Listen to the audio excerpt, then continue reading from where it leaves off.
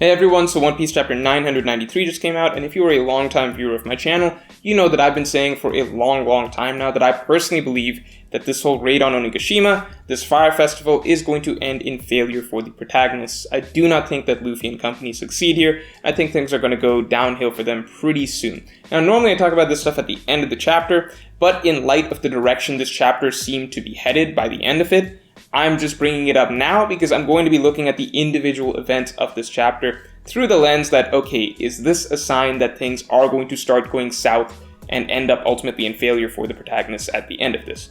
So, to start with, we began with a surprising cutaway back to the mainland of Wano. I say surprising because, we're kind of in the heat of the battle. It's been a while since we actually checked back in on, the nameless citizens of the land just to see what they're up to or how they're feeling about this. I think the last time we got this was really at the start of Act 3. I might be wrong. But I do think it was necessary just because it kind of reminds the reader, it reminded me at least, of what they're actually all fighting for, what this country has gone through.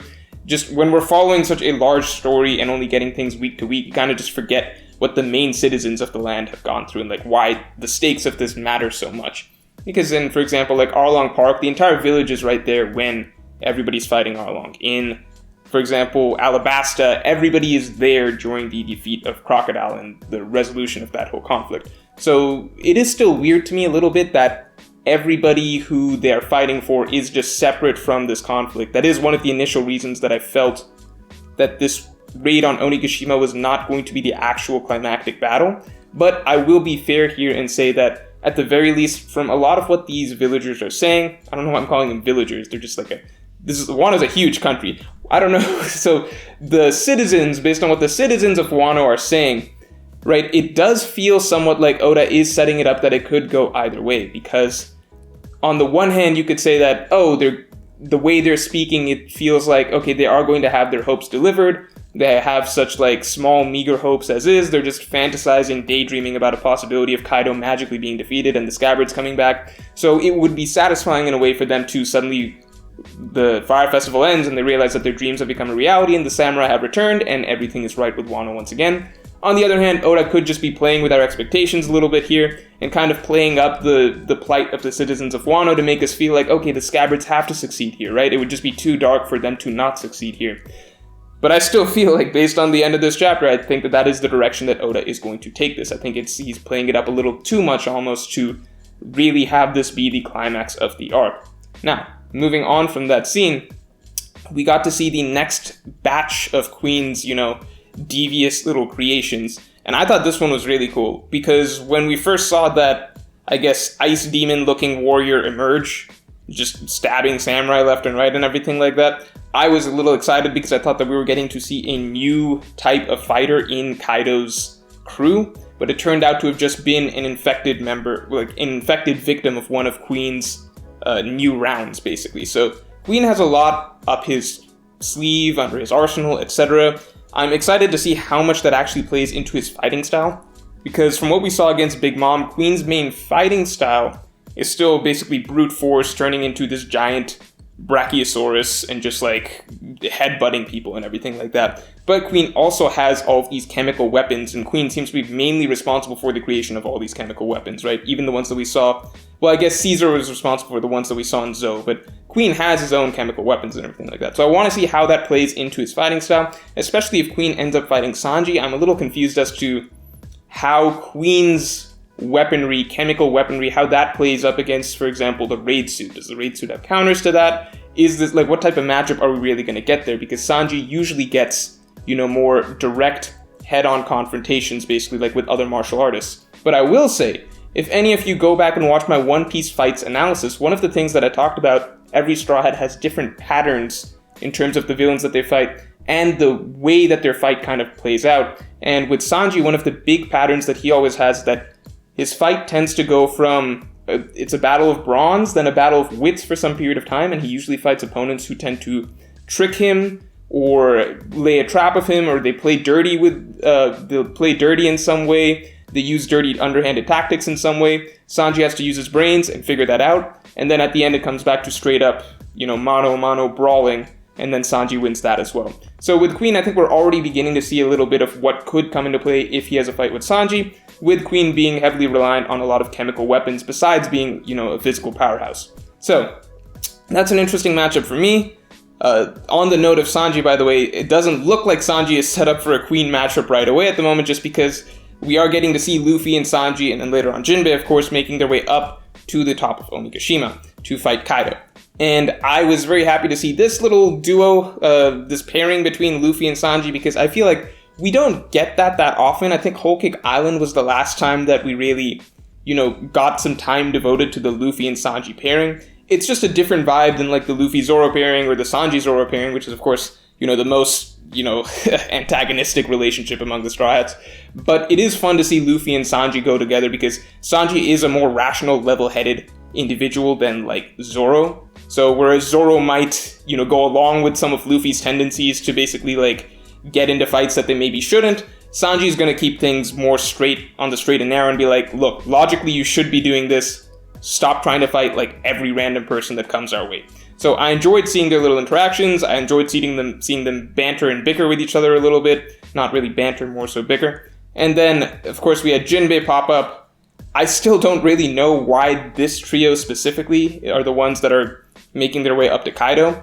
We've lost track of Zoro, and one thing I'll say that's very interesting is that we've lost track of Kid and Law as well. So I wonder if this is going to be one of those scenarios where basically Luffy gets to the top, maybe Sanji's still with him, maybe Jinbei's still with him, and then we also have Kid and Law basically having made their way up on their own, and Oda's just not showing that because he wants to save that for a bit of surprise that, the same time that Luffy's getting up there, Kid makes it up there at the same time as Law also gets up there, and then, you get your nice little lineup of, like, Luffy, Kid, and Law that everybody wants to see again, right? Everybody's been wanting to see that since Sabaody.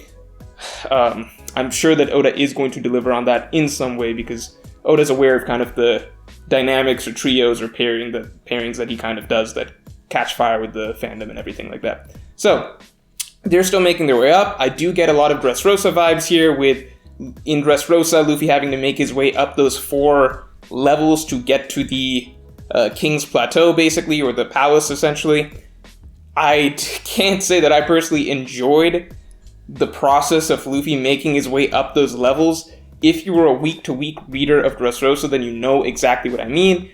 Those were some painful weeks just waiting for that confrontation. And here, I don't even think that this is the final battle that we're getting to. As you all know, I think that this is not going to be a successful battle for the Straw Hat side. I just think it's way too early. I think a lot of the little matchups that we're getting right now are not actually going to be the endgame matchups. I think they're mostly just for skirmishes, and that things are ultimately going to end in failure for the good guys' side.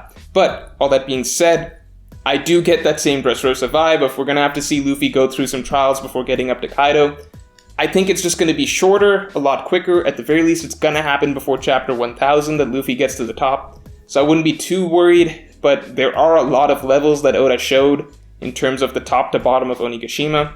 It is cool to get a little more insight into Onigashima. I will say that when we were traveling to this island, I had no idea that Onigashima itself was going to be such a well thought out and fleshed out structure. Like, there's different locations throughout this island. Like, there's a brothel, there's banquet hall, there's like Kaido's lair, there's the top, etc. There's like the back entrance. It's just like a much bigger, like it's its own island, literally. It's not just like a little lair for Kaido to live in. All that aside, right? Let's just talk about the ending section. Sorry, I should mention this at least, otherwise people will get mad. Sasaki versus Yamato. It looks like we're going to get a little bit of that. Again, I don't think that these are final matchups that we're looking at exactly, but it'll be cool to get a little bit of a gauge for... We already saw, Yamato versus Luffy a little bit. We saw Yamato versus Ulti a little bit. It'll be cool to get a little bit of a gauge of how strong Sasaki is. I imagine that, again, it'll be somewhat of an inconclusive matchup, similar to Yamato versus Ulti, where we don't really get a clear idea of, who's stronger than who at this point. If Yamato has a Devil Fruit, hopefully we get to see that. And if Sasaki has a Devil Fruit, I really hope we get to see that. I had initially predicted it was a T-Rex, but people swung me over to believe it's a Triceratops, so that's what I'm expecting. It's also cool to see that each of the Tobiropo, at the very least, have their own sort of squad attached to them. So Who's Who had his cat team squad. I think Who's Who we can easily pencil in for being a Saber-Tooth Tiger Zone. And Sasaki has his armored squad, so I think at this point it is very likely that it is a Triceratops. It just fits so well, like, armored. Yeah, like, it's just, I think we can pencil him in for being a Triceratops at this point. So, we get to the very top. Kaido is, of course, fine. In fact, it's not even one of those situations, really, where it's like, oh, he's been really beaten up and, like, worn down so that Luffy can kind of finish him off. He's literally just fine. The Scabbards did pretty much nothing to him. The thing to keep in mind with Kaido is, like, just the way that he fights. It looks like he's okay with taking, like, lots of hits and lots of damage and just kind of, like, letting things play out a little bit. If you go back and read Kaido's fight with Luffy, the first fight, what everybody remembers is the one-shot, right? Everybody remembers the one-shot. But the entire chapter, everything that was happening in that chapter before that one-shot, was Luffy getting a lot of hits in on Kaido and basically knocking him around the town, right? Like, Luffy was sending him flying, you know, in his dragon form. He was getting a lot of hits in on his dragon form. He got, like, his, you know, Kong organ going, even when Kaido was in his base form. Like, Luffy knocked him around a lot. So, if Oda had, for example, chosen to simply end the chapter right before Kaido did his Divine Thunder, then the reader would have had the impression that, like, okay, Luffy's really doing a lot to Kaido. Like, Luffy can actually hold his own against Kaido. Luffy's actually, like, knocking Kaido around. This actually means something. And then, you know, the very next chapter, we would have seen Kaido can one-shot Luffy. But because of the way it played out, where it all happened in the span of one chapter, we got the sense that Kaido one-shotted Luffy, and we don't remember the rest of it, right? So, like, really, most people just remember the one-shot, and they don't remember anything Luffy was doing to Kaido beforehand. So all of that is basically to say that, like, the week-to-week reading experience, it can really play with your sort of expectations or how you're feeling about power scaling in a given moment. Where I do think, like, last chapter, a lot of people were really overreacting to how strong the Scabbards are. I think it's very likely that, like, I think earlier on in Wano, a lot of people were underestimating, for example, Ashura Doji, Denjiro, and the Dukes, who I think had all been played up to be very strong Scabbards. So it just changes week to week based on what we see. If last chapter, for example, had ended with Kaido basically waking up and saying what he said at the end of this chapter and then cutting off Kiku's arm, then we really probably wouldn't have counted many of we wouldn't have really given the Scabbards props for what they did last chapter, because it's kind of just the last thing that you remember that really impacts your feelings on, like, what's going on in the moment. Like, how much should we be giving these characters respect or not respecting them? You know what I mean? So, all that being said, basically, my sense overall was that what the Scabbards did last chapter was cool. I think that is the best that they're going to get against Kaido. I think that was basically their moment, because it would just kind of be weird tonally if, you know, Kaido is... It sounds like he's getting serious now and talking about how none of these guys can really even hurt him, and then he's tearing off Kiku's arm, and then they just go back to beating him up again next chapter, right? So I do think that this is the point where we kind of get that turnaround. I will give myself a little bit of credit here. I did say, if you go back in chapter 991 review, 992 review, in both of those chapters, I did say that I was expecting 993 to be sort of the end of 993, specifically to be sort of the turning point where things started to shift against the Alliance. I was basing this basically off of that run of chapters Oda did between 570 to 580 with Marineford, the climax of Marineford, with things going from, like, yay, Ace is freed, to, oh no, Ace is done, Whitebeard is done, Blackbeard is here, he's got this fruit, etc., right? So just a continuing downward spiral from basically 573. So I figured that if Oda is kind of going to mimic that, if things are going to end up in failure for the protagonist side, like I'm thinking, then it would make sense that maybe if we're kind of paralleling that run of chapters, then maybe 993 would be similar to 573, where that's the point where things start to change. Now, obviously, this chapter didn't have an insane moment like Akainu, like, punching a hole through Ace, but we did get the start of what feels like a shift in direction, at least to me, with Kaido getting up, getting more serious, and then taking out Kiku's arm.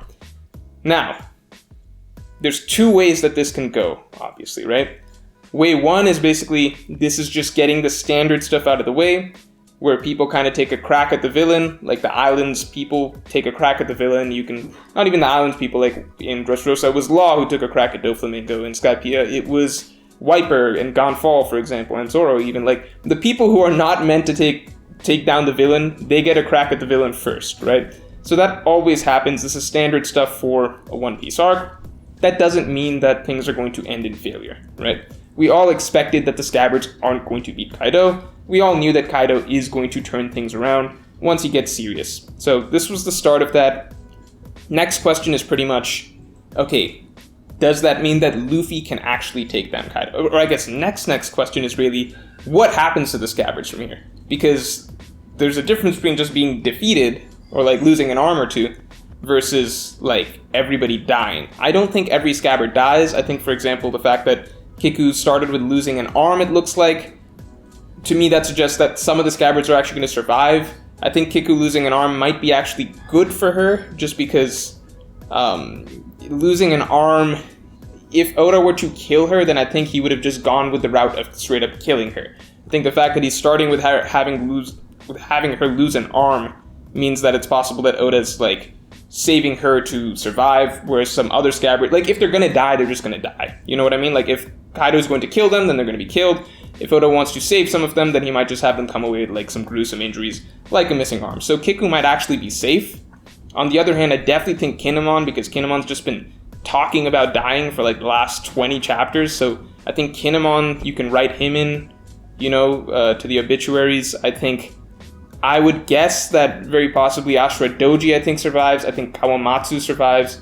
I think Denjiro survives. And I think it's very possible that, and Kiku based on the arm thing, I think everybody else, so maybe half the Scabbards go here.